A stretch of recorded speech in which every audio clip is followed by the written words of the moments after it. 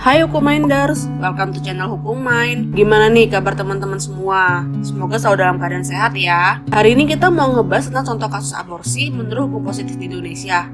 Ilegal atau legal sih aborsi di Indonesia? Yuk kita bahas. Rina dan Roni merupakan pasangan kekasih yang masih duduk di bangku kuliah. Karena keduanya sedang dimabuk asmara, keduanya terjerumus dalam hubungan seks di luar nikah yang mengakibatkan Rina hamil. Namun keduanya yang masih merupakan mahasiswa dan belum memiliki pendapatan tetap, sehingga Roni meminta Rina untuk menggugurkan kandungannya. Hal ini demi menjaga nama baik keluarga serta mereka berdua yang belum memiliki kesiapan baik secara mental maupun secara psikologisnya. Sehingga Rina pun menyetujuinya. Akhirnya mereka berdua memutuskan untuk datang ke tenaga medis yang dapat dipercaya untuk bisa membantu proses mereka dalam menggugurkan kandungan Rina.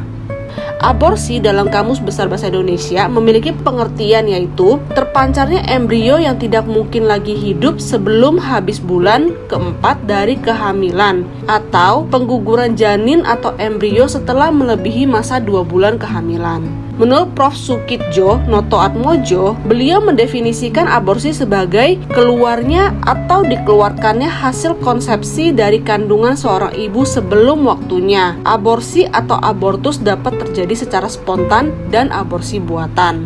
Dalam Undang-Undang Kesehatan, pasal 75 dinyatakan dengan tegas bahwa setiap orang dilarang melakukan aborsi.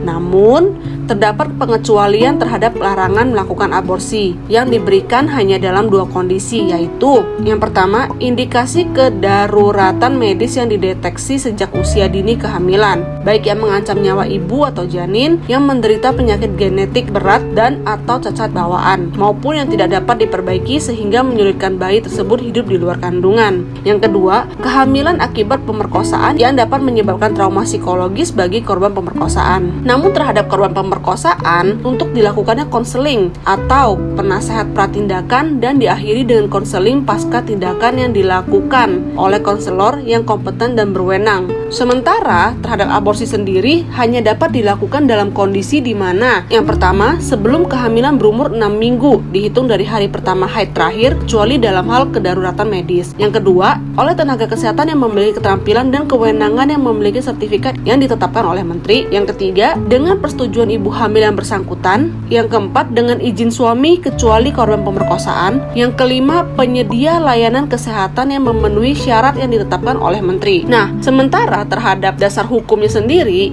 dalam Kitab Undang-Undang Hukum Pidana pasal 346 di mana seorang wanita yang sengaja menggugurkan atau mematikan kandungannya atau menyuruh orang lain untuk itu diancam dengan pidana penjara paling lama 4 tahun. Pasal 348 Kitab Undang-Undang Hukum Pidana Ayat 1, barang siapa dengan sengaja menyebabkan gugur atau mati kandungannya seorang perempuan dengan izin perempuan itu dihukum penjara selama-lamanya 5 tahun 6 bulan. Ayat yang kedua, jika karena perbuatan itu perempuan itu jadi mati, dia dihukum penjara selama-lamanya 7 tahun. Pasal 349 Kitab Undang-Undang Hukum Pidana, jika seorang dokter, bidan, atau juru obat membantu melakukan kejahatan tersebut pada pasal 346 ataupun melakukan atau membantu melakukan salah satu kejahatan yang diterangkan dalam pasal 347 dan 348, maka pidana yang ditentukan dalam pasal itu dapat ditambah dengan 1/3 dan dapat dicabut hak untuk menjalankan pencarian dalam mana kejahatan dilakukan. Dalam kasus aborsi, KUHP merupakan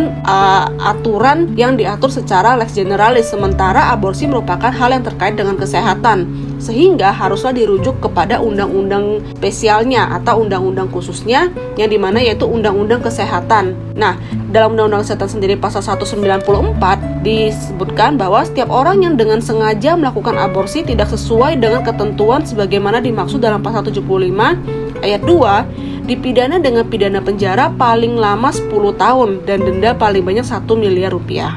Jadi dalam kasus Rina dan Roni merupakan perbuatan secara ilegal dikarenakan tidak dalam kondisi khusus, yaitu tidak adanya indikasi kedaruratan medis ataupun akibat pemerkosaan yang dimana hubungan tersebut dilakukan berdasarkan atas dasar suka dengan suka dan Rina dalam kondisi sehat.